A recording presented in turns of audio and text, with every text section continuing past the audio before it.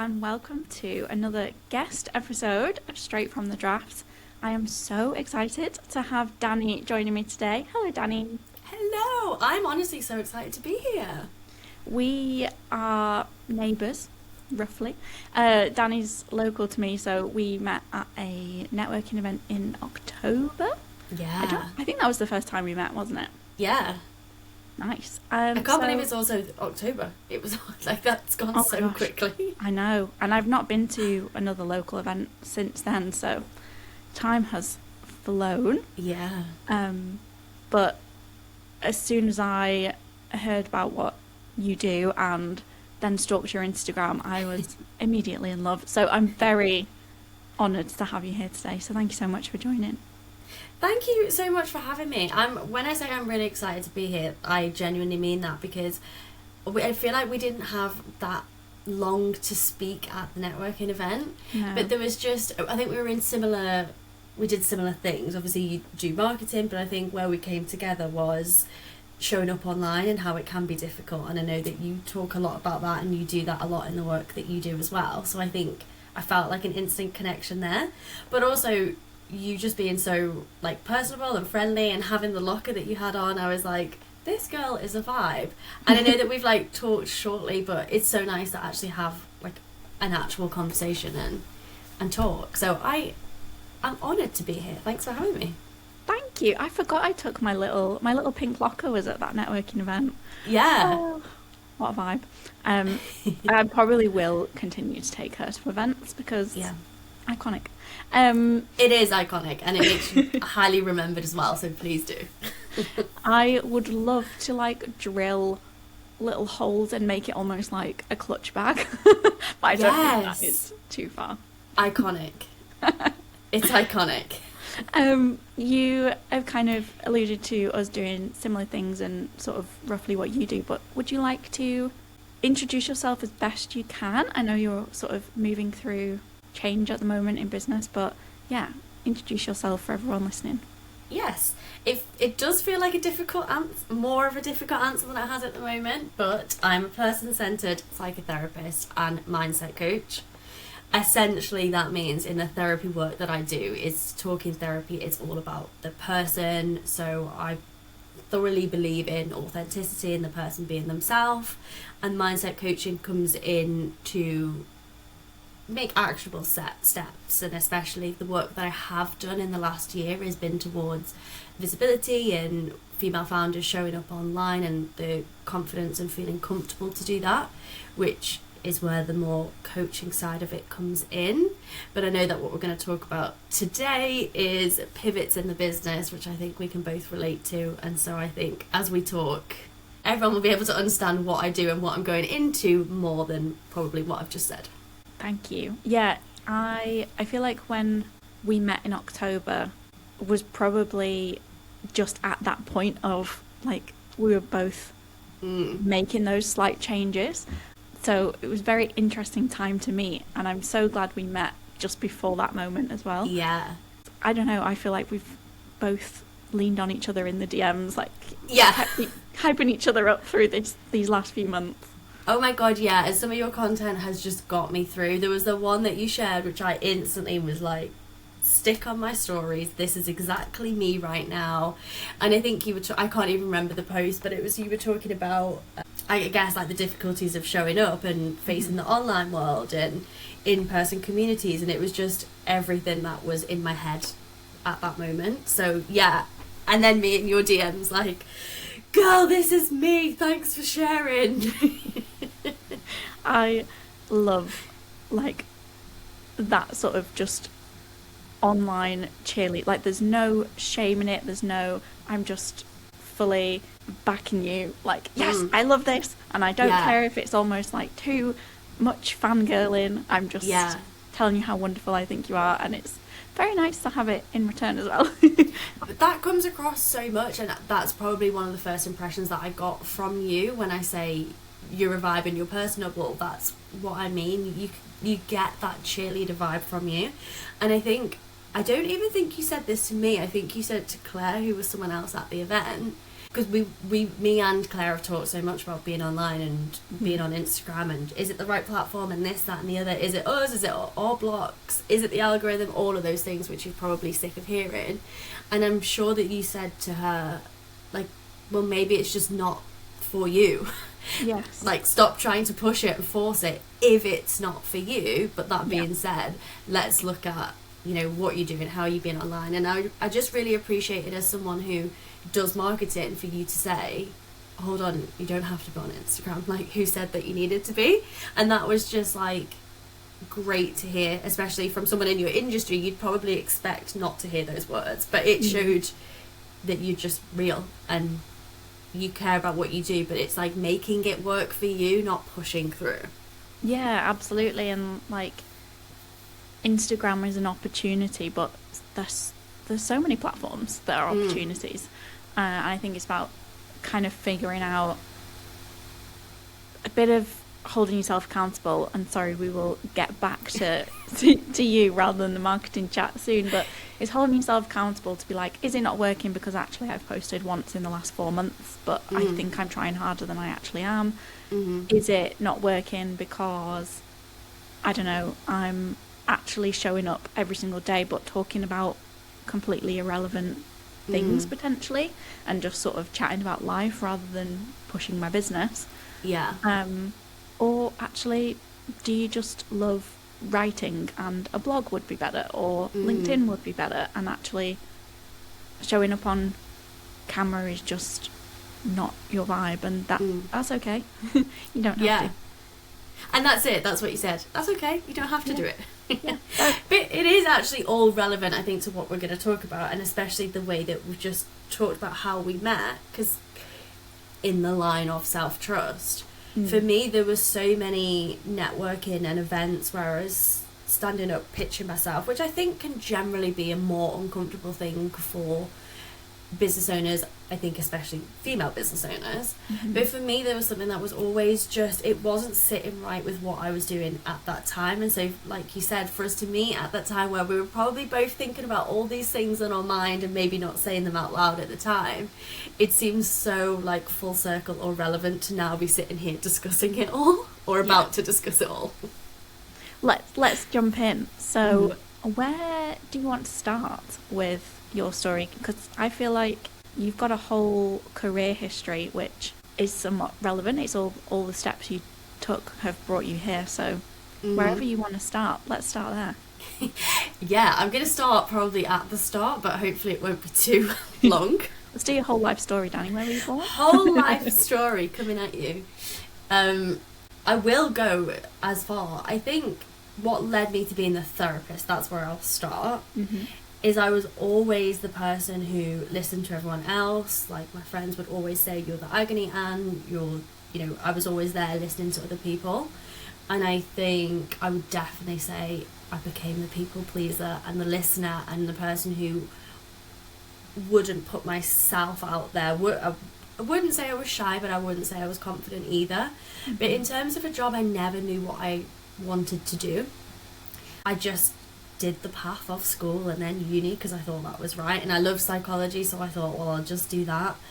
And I took a course in, you had to add on modules in your psychology degree, is just like extra credit or whatever.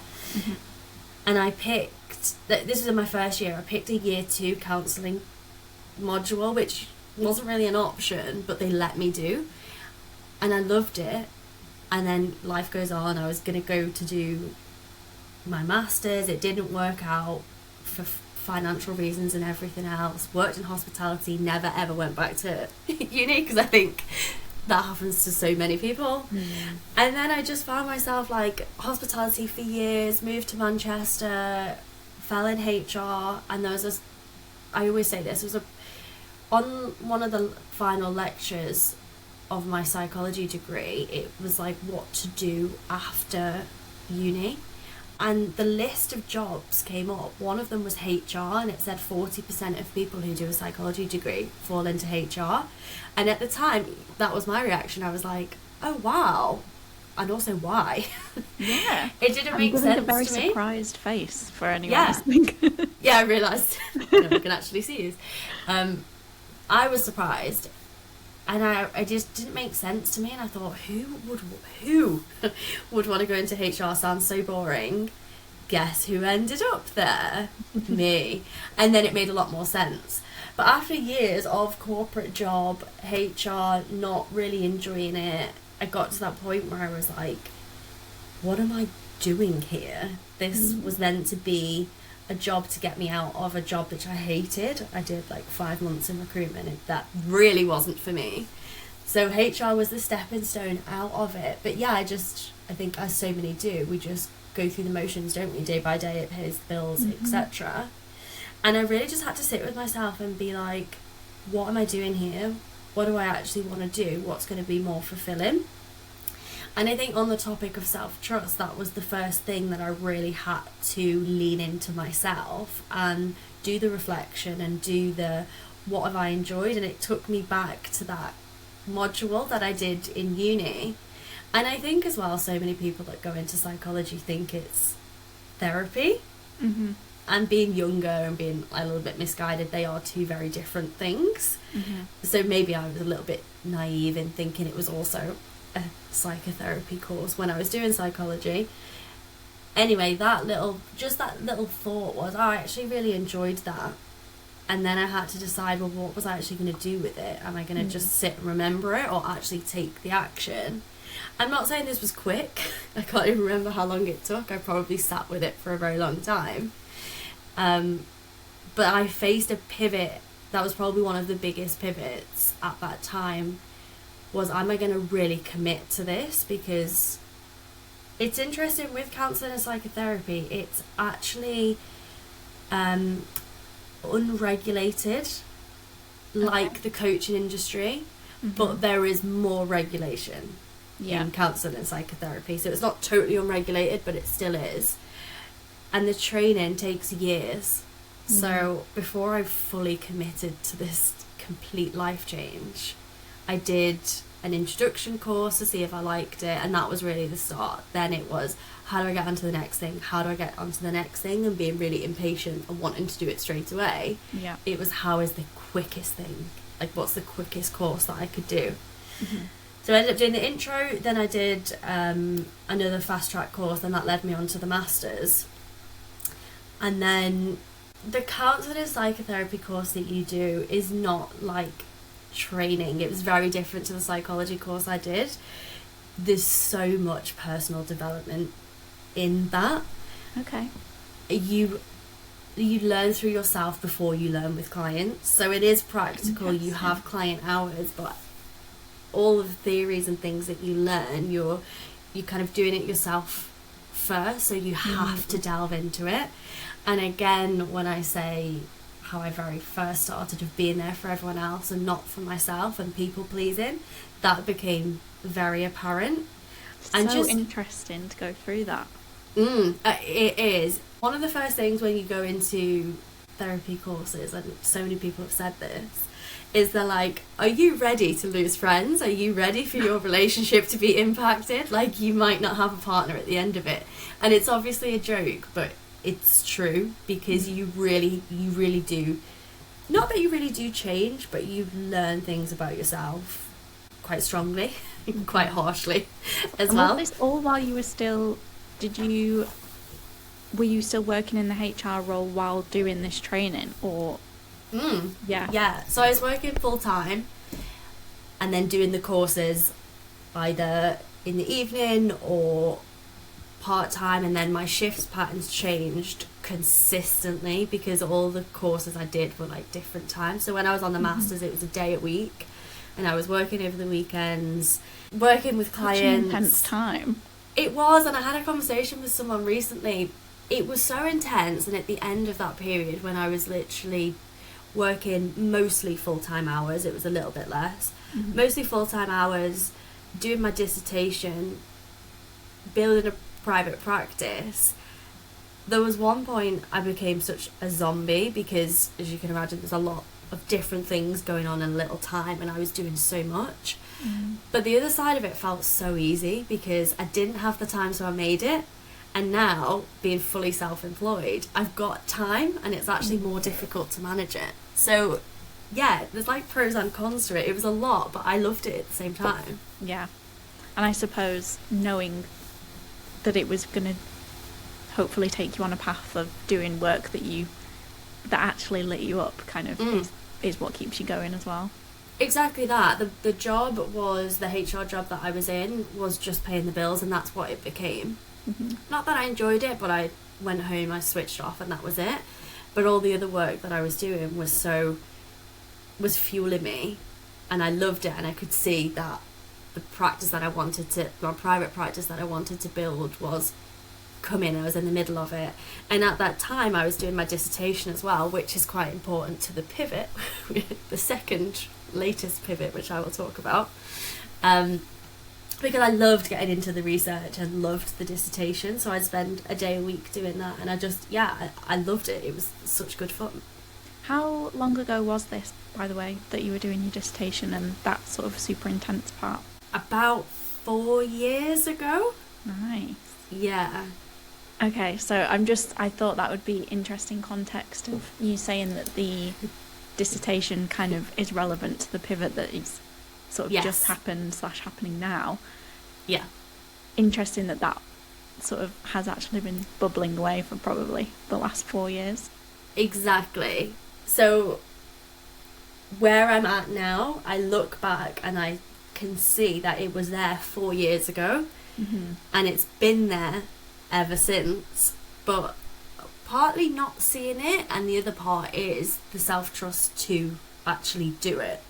So the middle part of that is set up private practice, went fully into that, learn all the lessons of being a business owner. As I say, still working through the personal development. I think that never changes, especially in the work that I do, and with clients they'll say something which sparks something in me, which I then go and explore, so that never really ends, and I love that part especially. But again, I think you get into that loop of everyday life, and okay, this is now the new normal, and as I say, especially starting a new practice, being self-employed, all of those things that were completely new to me. And then over time I started to think, I love the work that I do. It was figuring out which clients I wanted to work with. So when I set up my private practice, it was anyone and everyone, because as a qualified keen therapist, it was like, I want to work with everyone, and then I'll find out my niche and who I want to work with. And so again, that was a journey that's probably led me here. So then I think that's when mindset coaching came in. So I'd worked with clients purely from a therapy point of view, but what I see often in the room is people get the awareness, they get the understanding, and it's the and now what? Yeah. And especially in person-centered therapy, it isn't led by the therapist. It isn't the same as coaching, essentially. It's really allowing the client to get there themselves, which is so important. But I truly understand there also needs to be help in the forward part. So you know all these things about you, now what? And that's when I brought the mindset coaching in. Talking of pivots, I've pivoted my business so many times in the last maybe 2 years. And each step I thought I was getting closer and closer to what I thought I wanted to do. And the most, I think, clear I thought it was last year in visibility and the mindset coaching of women promoting themselves and advertising themselves online. Because the thing I hear the most is, oh, it feels icky, I don't want to put myself out there, oh, it's so cringy, what are people going to think? And I see that from a very mindset point of view, and again, because that was my own journey of, I wouldn't talk on stories, I wouldn't talk on reels, I'd do b-rolls, I'd do nice quotes, but I was really hiding myself. So the last year, as much as that's who I thought I wanted to help as well, is really, again, been my own journey. I think there's a theme here.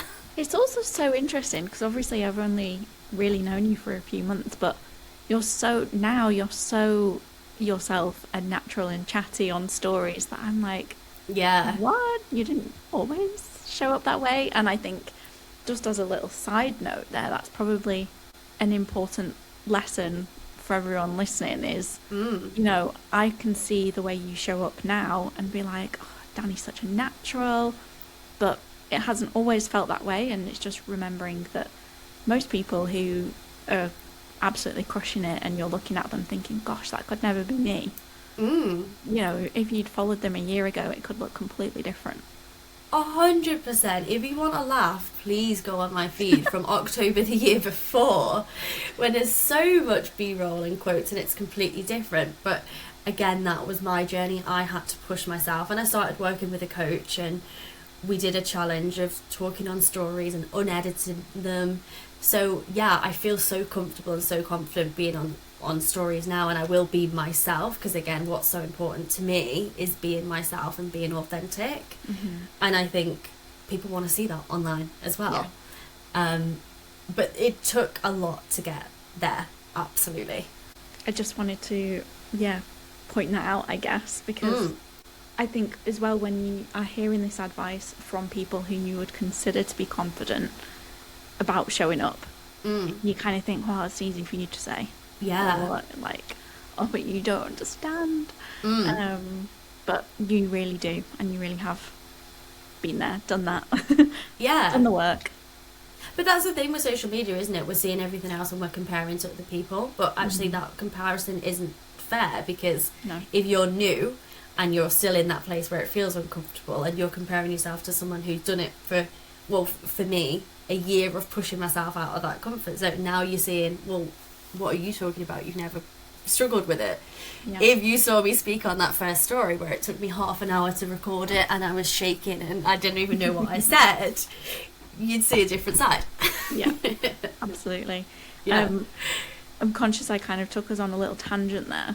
So we were talking about the pivots over the last couple of years in the business.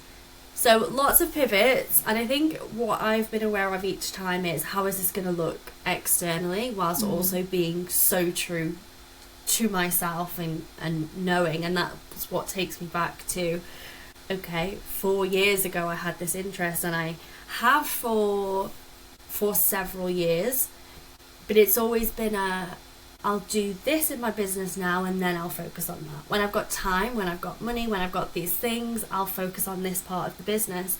And now it sounds so blatantly obvious for me to say that, but I really had to get there myself, where it just one day came out of the blue.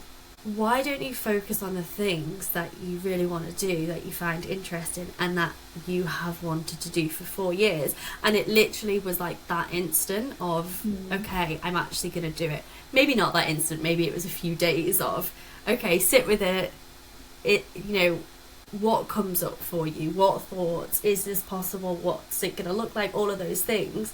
And the more that I did that and leaned into it, I was like, this pivot makes so much more sense to me than anything else does or did. But again, it's kind of going back to that very first pivot of trusting myself. And did it feel different this time around, or do you think I think it's difficult to sometimes to remember how it felt the first scary time that you did something like that, because looking back you're like, yeah, I totally had that in the bag, because you've now got the knowledge that it worked out. You kind of have that bias towards, no, this is the scariest thing I've ever done, because this is what you're feeling right now. But yeah, just curious to see how that felt. That is a great question. I think it feels both different and the same. What feels the same is business has felt difficult, I think, in the last year, and I'm really happy to say that, because that is the reality. And I think the similarity is probably being in the job that I didn't like for so many years. Although that hasn't been the case, I love the work that I do. The business side of it has felt very difficult. And the pivoting point of this is the right direction is, I feel so lit up. I feel so passionate about it. I feel so excited.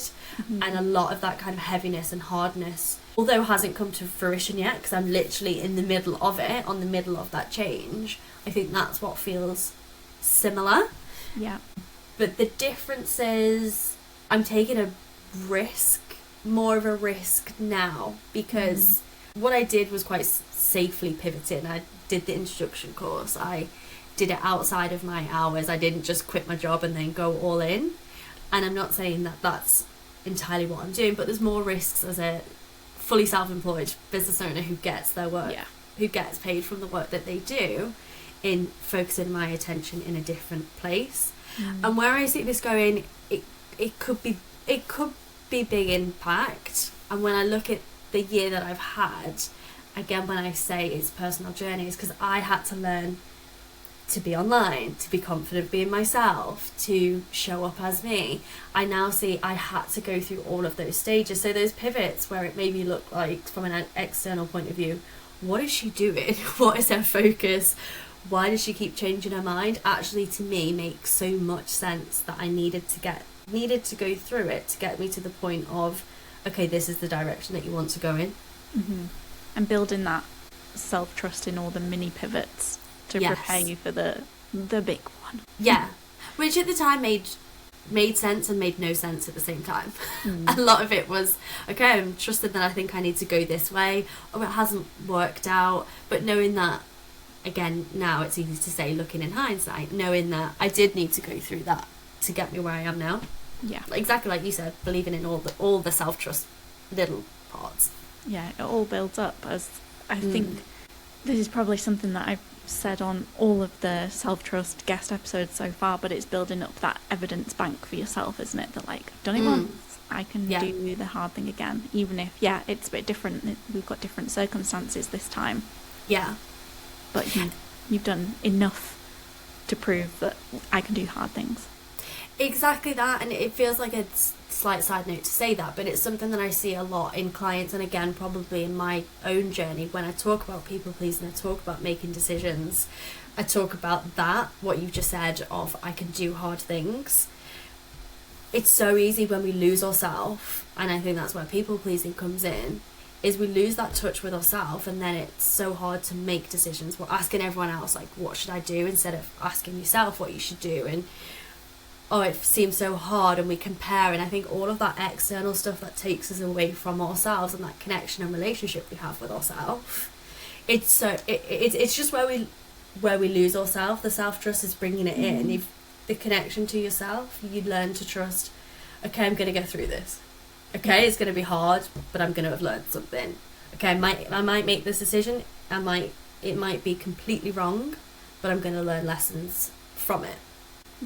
And before we jump into where we are now, and kind of the big pivot with capital letters, forgive me if this is cheesy, but I feel like if this was a conversation with one of your clients, you'd probably take a second to celebrate them for taking the action. So I kind of just wanted to say, like, props to you, because when you say, like, I was in a job that I didn't really like, or, you were doing work that it felt hard, it's so easy to just go into, like, ugh, I just hate my job, and just stay there for another 5 years because it pays the bills, or because you're just like, well, everyone hates their job. And I think you should really celebrate yourself, and I'm sure you do, because you are like this kind of person who's aware of all these things and you have all this knowledge. But I just wanted to sort of celebrate you, and also call it out that actually taking action when you don't feel particularly good, it's a really hard headspace to be in, to pull yourself out and be like, well, if I'm not happy, I should just do something about it. Like, it's not easy to do that. So well done you. Thank you. You would make a great therapist. Thank you. You said that perfectly. But no, I agree, and I would be celebrating my clients, and I am celebrating myself as well, because it's easy for me to say, and the words probably did have left my mouth in a jokey way. It would be so easy for me to say, oh my god, well, I haven't done this for 4 years. But now, looking at the full picture, I can see, okay, well, each step I needed to go through to get me here. But there probably could have been times where I sped this along or did see, but I do also think timing is so important. Like, I wasn't literally able to see it at some point, and it could be fear, and it is scary to take the action. And then I think in the last year or so, I have hesitated and I have not taken some action. I've procrastinated on some things, but also, what good is me going, I could have done this 4 years ago, and putting my energy there when I could go, thank you, what a great gift all of that has been. Now I'm going to take it and actually put it into action. Absolutely. So, the big pivot. Tell us all about it. I'm so excited. Big pivot. I've sold all this story to get here, and now I'm like super scared to even say it out loud. So I'm going to own that. My big pivot feels like such a big pivot to me, but anyone listening, it might not even be. Mm-hmm. So going back to my full roots of person-centered therapy, and what my dissertation was on is the role of therapy with high-performance athletes, and that is where I want to go, and that is where I am shifting my attention to, which feels so exciting. Incredible. And everything that I want to do is rooted, as I say, in the topic that I did for my dissertation. So when I say the role of therapy in athletes, there's very limited research I found for the role in therapy. For the role with athletes. But if you look at their sports team, they will have a nutritionist, they'll have probably a sports psychologist, they'll have a whole team to help them towards their performance, which is obviously their goal. And so with that in mind, I wonder, as someone who cares about the person, the authentic person, how much their well-being is impacted by all of the push, the performance, the do your best. And why high performance athletes especially is because they're in the limelight. So there's a lot of identity issues, there's external validation, there's lots of potentially problematic things that impact the athlete's well-being, which I wonder why person-centered therapy is not used. And again, just to kind of clarify that, in being, who are you as a person? Who are you separate to the sport? Who are you when you're at home, not trying to achieve the best that you can? And this is where I could speak for hours on it. I find it so fascinating. But it's an industry that I think there's a gap for person-centered therapy, and I could either find out there's a gap for a reason, because it's not needed, or there's a gap that needs to be filled, and that's where the impact I talked about before, there's possibly big impact that I could make, which feels so exciting and so scary. That is huge. That is incredible. It is huge, isn't it? Yeah, that is really exciting, and absolutely that I think the last 4 years have built up to this and given you probably so much confidence as a psychotherapist as well. Just, you've been able to serve so many clients in that time to prepare you to kind of go in with the most experience and confidence in what you're doing to go into those spaces. And I don't know, maybe to me it feels like there's spotlight on the athletes themselves, but does that feel like a pressure as someone going in to support those people under the spotlight? Does that feel like, I don't know, it's a whole different environment, I guess, to go into for your role? Completely different. So as I say, the work is the same, but who I want to work with is different. And in sport, it's a huge area to go into. And so, yeah, exciting and scary, but completely new for me as well. And a question people kind of ask understandably is, oh, are you big into sport? And the hilarious thing is, no, I'm not, but I'm just fascinated by the mindset of what it takes to compete at that level. I find that so fascinating. But does that come at the risk of the person and their well-being and their mental health and all of that? So that's where I'm focusing, and that's where I feel like the gap is. So it's going to be so interesting. But as I say, going back to all my mini pivots, all the small pivots make so much sense to me now, from therapy to mindset coaching, where I thought I wanted to sit in the coaching, and now I'm going, oh, it wasn't the therapy, it was maybe the clients that I was working with, or it was the aspect of needing both, and like you've said, it has made me appreciate and value the therapy that I've had for so it makes me appreciate the therapy that I do in the person becoming themselves and feeling confident in themselves and comfortable as them, which I don't see talked about in that industry apart from when the athlete finishes their career. So it's big that athletes will then go into depression after their career ends, again for identity and all the things we kind of mentioned. So I just wonder why it's not used during. Yeah. And it would ease that transition even more if they had that identity outside of the sport as well. This is this is very cool. Very, very cool. I cannot wait to see where it goes. I'm excited. I'm just sat here nodding and grinning like, yes, this is and me too. I've got a massive grin on my face because again, this is how I have to trust myself. It feels so exciting. I've got so much energy for it, and that feels very different to feeling, like I said, things being hard, being difficult. I felt like I've done so much in the last year which I haven't got much to show for, but also, as I say, makes so much sense. The having to show up online, having to be seen, which has been a big thing, all of the mini pivots and the learnings that I've made has led me to where I am now. Thank you so much for sharing so openly while you're still going through it as well, because it's always easier, I think, to share these stories with hindsight and the like, oh, I really made this work, but let me tell you about how scared I was 3 years ago. Like, you're still in the depths. So I'm very, very grateful for you agreeing to talk about it live while you're still doing it. Thank you.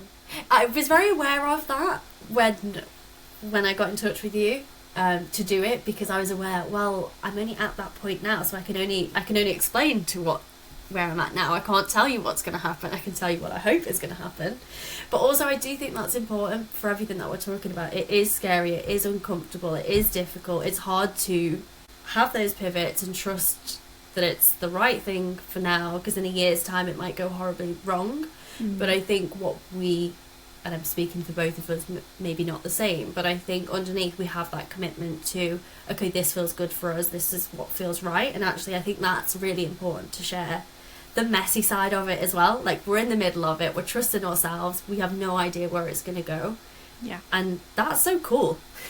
Yeah, it's exciting. The clip of Robin Williams' character in Night at the Museum with the audio that's like, when the night manager finishes the work and he's like, I have no idea what I'm going to do tomorrow.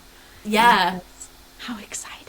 Yeah. Like, it gives me goosebumps, because when I quit my full-time job, I just played that audio on repeat, like, yes, let's do this. And yeah, that's how I feel about this moment. Well, that's what I'm going to go and do now. I'm going to download it and listen to it on repeat. So thank you. Enjoy.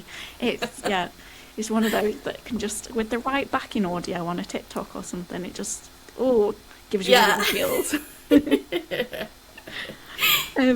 We have a tradition, I suppose we would call it, on the podcast of ending every episode with a sort of cheesy quote or life mantra that you love. So please could you share yours with the listeners? Yes. First time I heard this quote, it's definitely not mine. First time I heard this quote, I thought, that is so sickly cheesy. I love it. And I've used it ever since. No one is you, and that is your superpower. Love. Because it's so true. So relevant to everything that you've shared today as well. Thank you. On brand. Very on brand.